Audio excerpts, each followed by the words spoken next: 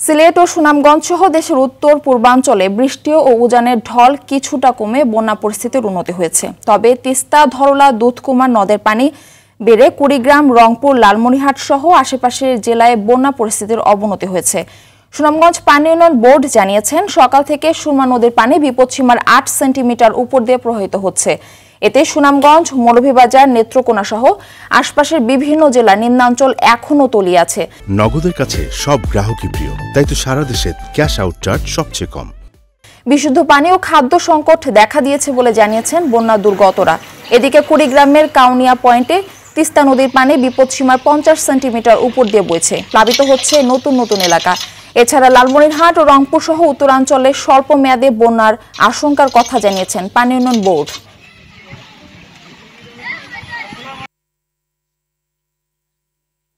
খুবই মানবতার জীবনযাপন করতেছি আমরা, না শুধু সুনামগঞ্জে যারা বসবাস করতেছেন, বিশেষ করে যারা নিচতলায় আছেন, তাদের অবস্থা খুবই খারাপ।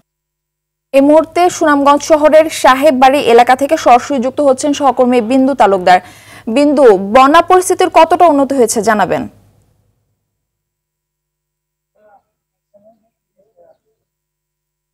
আসলে বেশ কয়েকদিন পর সুনামগঞ্জের সুরমা নদীর বিপদসীমার মাত্র 6 সেন্টিমিটার উপর দিয়ে প্রবাহিত হচ্ছে। গতকালকে থেকেই সুরমা নদীর পানি হ্রাস পাচ্ছে, বন্যা পরিস্থিতির কিছুটা উন্নতি হয়েছে বলা যায়। সুনামগঞ্জ সুরমা নদী তীরবর্তী এলাকার পানি অনেকটাই কমেছে, তবে এছাড়াও শহরের বাহিরে বিশেষ করে হাওর এবং নিচু এলাকার পানি এখনও হ্রাস পায়নি, অনেকেই পানিবন্দী রয়েছে। আমরা যেমনটা জানতে পেরেছি পানি উন্নয়ন বোর্ডের সাথে কথা বলে, সুনামগঞ্জ পানি উন্নয়ন বোর্ডের নির্বাহী প্রকৌশলী মামুন হাওলাদ আমাদেরকে জানিয়েছেন যে গতকালকে থেকেই সুনামগঞ্জ এবং সুনামগঞ্জের পার্শ্ববর্তী ভারতের মেঘালয় এবং চেরাপুঞ্জিতে বৃষ্টিপাত কম হয়, সুরমা নদী পানি হ্রাস পাচ্ছে এবং বন্যা পরিস্থিতির উন্নতি হচ্ছে।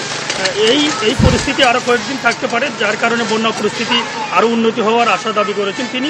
আমরা সুনামগঞ্জের স্থানীয় লোকজনের সাথে কথা বলেছি, স্থানীয়রা যেমনটা জানিয়েছেন বন্যা কবলিত এলাকার লোকজন এখনও পর্যাপ্ত ত্রাণ সহায়তা পায়নি, বিশুদ্ধ পানি ও খাবার সংকট রয়েছে। তবে জেলা প্রশাসক আমাদেরকে যেমনটা জানিয়েছেন যে যারা বন্যা আশ্রয় কেন্দ্রে আশ্রয় নিয়েছে তাদেরকে ত্রাণ সহায়তা, খাদ্য সহায়তা দেওয়া হচ্ছে। জেলা উপজেলা প্রশাসন, স্থানীয় জনপ্রতিনিধিরা বন্যার্তদের পাশে দাঁড়িয়েছেন।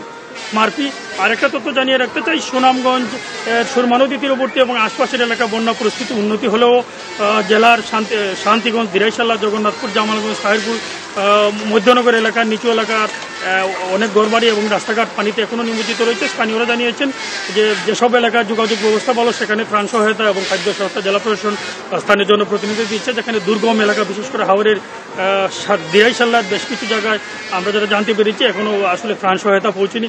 মারফি, এই ছিল সুনামগঞ্জের বন্যা পরিস্থিতি সর্বশেষ খবর। অসংখ্য ধন্যবাদ আপনাকে।